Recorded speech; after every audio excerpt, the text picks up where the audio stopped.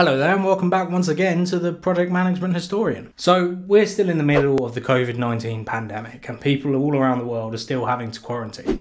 But the good news is there's a vaccine out there. And of course this isn't the first time that people around the world have had to quarantine because of a pandemic and a virus.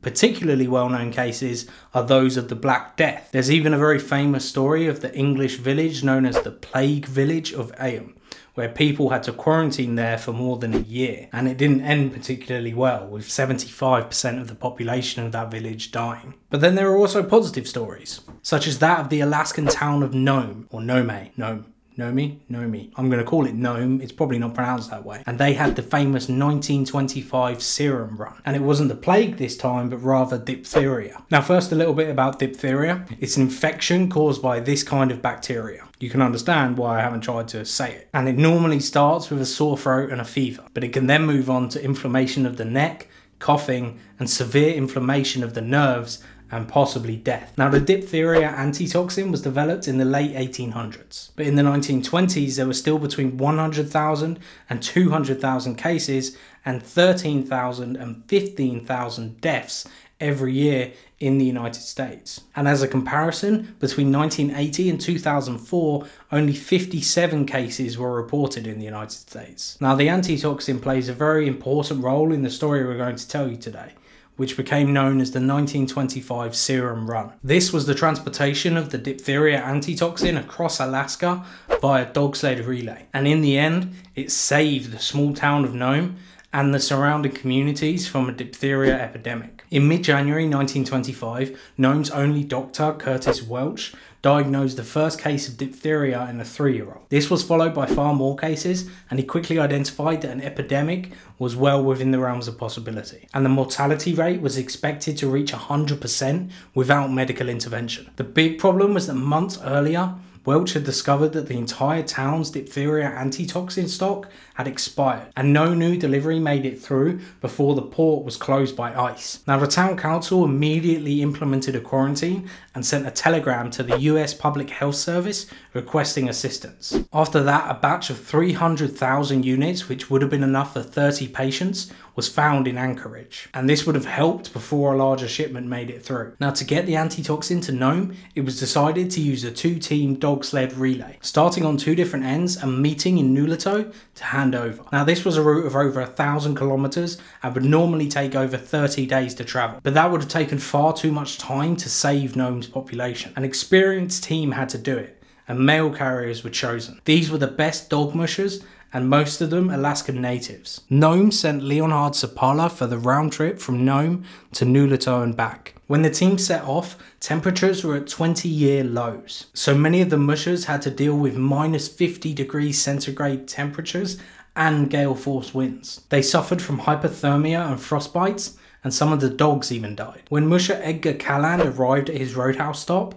they had to pour water on his hands to separate them from the handlebars. On January 27th, Sapala and his dog sled team, led by the lead dog Togo, set off to Nome into oncoming storms. And after being handed over the serum, he travelled back across open ice. He also had to climb 1,500 meters over Little McKinley Mountain. Eventually, gunner Carson with the lead dog Balto took over. They travelled through poor visibility and winds so severe that the sled flipped over. Carson reached Nome on February 2nd, and not a single ampule of the diphtheria antitoxin was broken. And in the end, the official Nome death toll was less than 10. Together, the mushers and their dog teams had covered 1,085 kilometers of distance in 127.5 hours. And it was considered a world record. The longest stretch was covered by Sapala. And all participants received letters of commendation from President Calvin Coolidge. Carson and Balto were considered the stars of the serum run,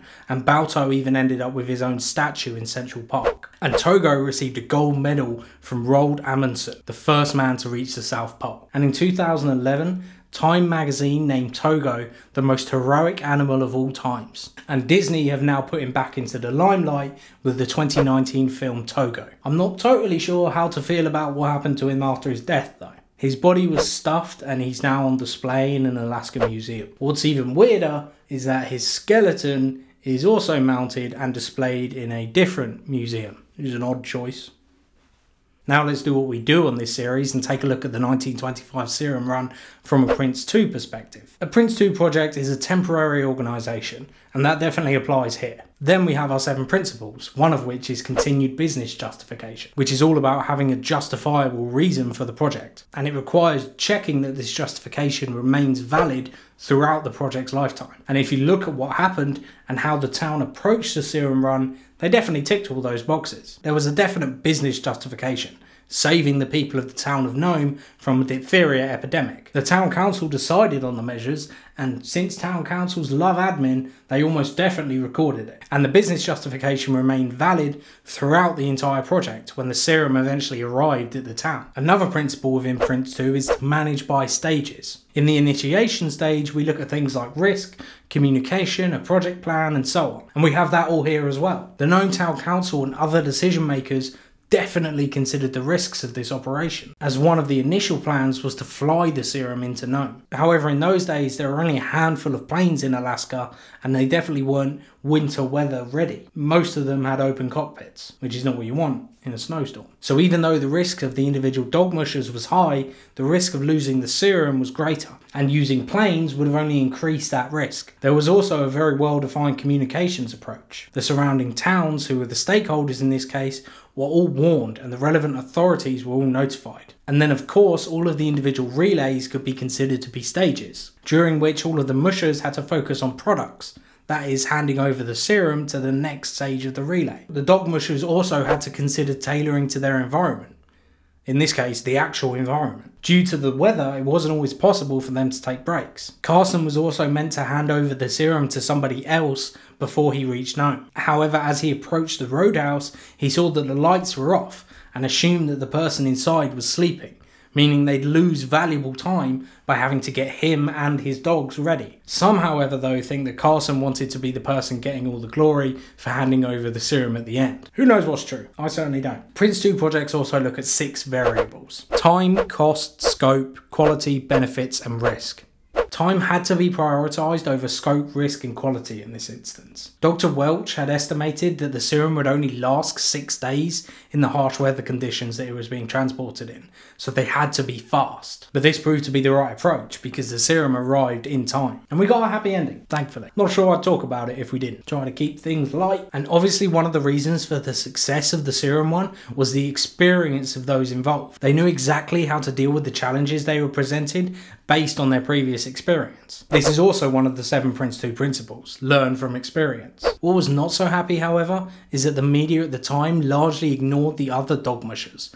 Most of them were Athabascan and other Alaskan natives. Their names were Wild Bill Shannon, Dan Green, John Folger, Sam Joseph, Titus Nicolai, Dave Corning, Edgar Calland, Harry Pitka, Bill McCarty, Edgar Nolner, George Nolner, Charlie Evans, Tommy Patsy Patson, Jack Screw Nicolai, Victor Anagic, Miles Gonangnang, Henry Ivanov, and Charlie Olson. I know this was a little bit different to some of the project management historians we've done, but it can't always be really light-hearted and joking around. Sometimes projects are serious business. If you like this video or any of the other videos on the Axos YouTube channel, make sure to subscribe because there will be more coming. I'll see you next time.